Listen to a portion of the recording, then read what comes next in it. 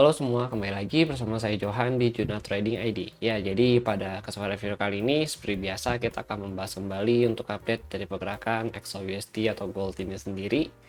Dan seperti yang kita lihat ya, gold ini tidak memiliki banyak pergerakan, bahkan sangat-sangat minim movement. Dan ini dia juga bergerak di dalam satu range ya, yang memang bisa dikatakan sideways, teman-teman. Lalu kalau kita lihat di sini saya ada nandain ya untuk movementnya. Sebenarnya di sini dia lebih ke arah symmetrical triangle. Ya, ini ada satu, dua, ya, tiga, terus ini empat ya. Nah ini sama ini lima, sorry. Jadi bentukannya tuh kayak gini teman-teman. Gitu ya. Nah ini semakin mengerucut ya teman-teman. Nah ini kalau kita perhatikan memang dia itu mau berpotensi untuk breakout ya. Tapi kalau kita secara PA sih sebenarnya selama dia symmetrical triangle kan dimulai dari sini ya, tek tek tek tek tek.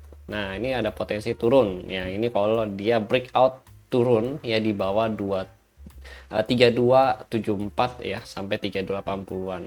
Kalau dia berhasil ya untuk breakout ya di bawah movement yang ini ya, di bawah support yang ini, nah dia potensi turunnya itu lebih bagus teman-teman. Tapi selama dia bertahan di atas ya 3274 sampai dengan 3345 ya di area sini, ini masih cenderung akumulasi teman-teman, atau sideways movement ya dari gold ini sendiri teman-teman.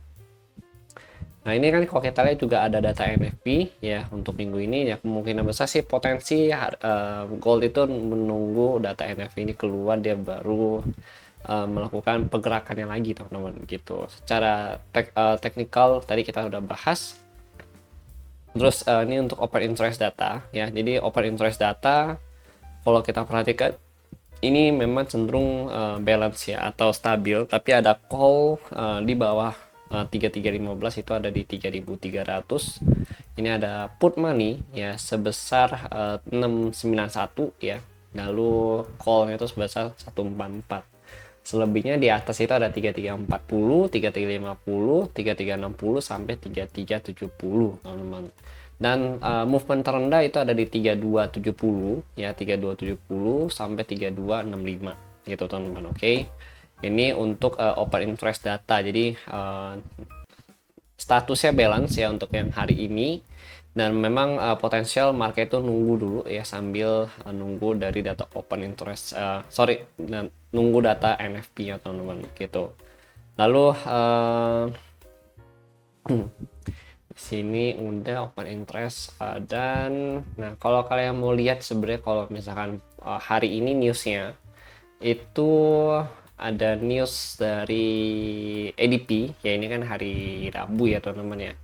Rabu itu ada ADP, kemudian ada dari GDP ya, GDP US juga ada teman-teman ya. Kalau kalian lihat nih,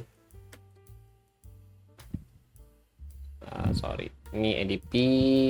Nah ADP kalau kita lihat dari forecastnya masih kurang bagus, yaitu 155 ke 114. Kemudian untuk GDP ini ada sedikit penurunan ya, bahkan bukan sedikit lagi, ini cukup banyak dari 2,4% ke 0,2%. And then ada Chicago ya, Chicago PMI ya, sama Core Price Index ya, PCI. Nah ini ada PCI di jam 20 sama 20.45 sama jam 9 malam gitu. Lalu ada crude oil inventory juga ya, seperti kita lihat juga sekarang ini oil memang lagi mengalami turun ya, penurunan yang udah di bawah 60 sebenarnya, itu masih bisa lanjut turun itu sampai kurang lebih 55 ya. Itu nanti kita mungkin nanti oke lah bisa bahas mengenai oil ya teman-teman ya. Lalu ini untuk newsnya hari ini ya, ADP kemarin joltnya kurang bagus ya. Terus pembukaan lapangan kerja menurun sekali ya, kemudian ditambah lagi ADP non farm employment juga kalau kita lihat dari forecastnya kurang bagus ya, GDP-nya juga kurang bagus. Ini sebenarnya ada potensi bahwa sebenarnya ini akan ada penurunan ya untuk USD dan gold. Kalau kita lihat ya dari forecast news yang ada saat ini memang masih potensial dia untuk retest kembali ke area breakout PA ini ya, price action sama di area sini teman-teman. Nah ini dia masih potensi untuk retest kedua ke arah dua resisten ini. Tapi kalau dia retest dan breakout dari 3345 atau 3350 ya seperti ini, makanya akan agak berat dan ada potensi dia untuk kembali ke area psikologi level yaitu di 3400 kembali gitu teman-teman. Ini kalau kita lihat dari forecast news, normally kalau memang ya in case USD jelek ya harusnya ini bagus untuk gold gitu. Tapi ya let's see ini pakai bagaimana. Ya soalnya memang dari kemarin itu ada sell pressure yang memang cukup besar kalau kita perhatikan gitu teman-teman. Oke.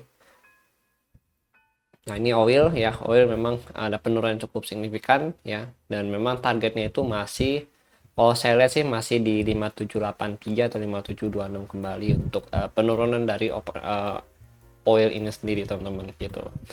Nah ini untuk gold ya. Tapi kalau kita lihat memang secara TA di luar news ya, secara TA ini udah biris ya untuk TA-nya. Tapi kalau misalkan in case ada news ya, itu mungkin akan merubah struktur harganya kembali gitu teman-teman. Ya, let's see nanti bagaimana. Oke. Ini kan berarti kita tahu pokoknya secara PA dan scanner pertama itu masih sell ya, karena memang posisinya daily itu masih cukup bagus untuk melakukan penurunan ya, ini juga cukup besar ya rejectionnya, dan ditambah lagi juga ini range akumulasi juga semakin menurun teman-teman gitu kalau kita perhatikan dari yang sebelumnya gitu ini 1 2 ya, ini kan makin turun nih gitu teman-teman ya, ini menunjukkan memang adanya seller pressure yang cukup besar ya, ditambah seller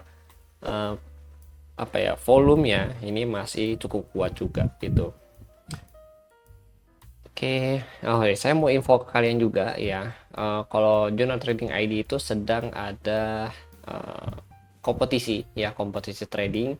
Ini hadiah total kurang lebih $1000. Jadi kalian bisa untuk periode ini mulai dari tanggal 1 sampai 30 Mei. Masa pendaftaran itu sampai 14 Mei 2025 ya. Untuk kalian mau daftar langsung aja daftar di forexgmf ya .com/JTID Trading Arena gitu, atau langsung klik linknya aja, nanti kalian akan langsung diarahkan ke link pendaftaran ini teman-teman gitu ya. Nanti untuk TNC-nya itu kalian langsung secara ketentuan ya langsung ada di bagian website ini sendiri teman-teman. Oke, jadi itu aja yang ingin saya sampaikan ya. Terima kasih untuk kalian yang sudah nonton dan see you on the next video update.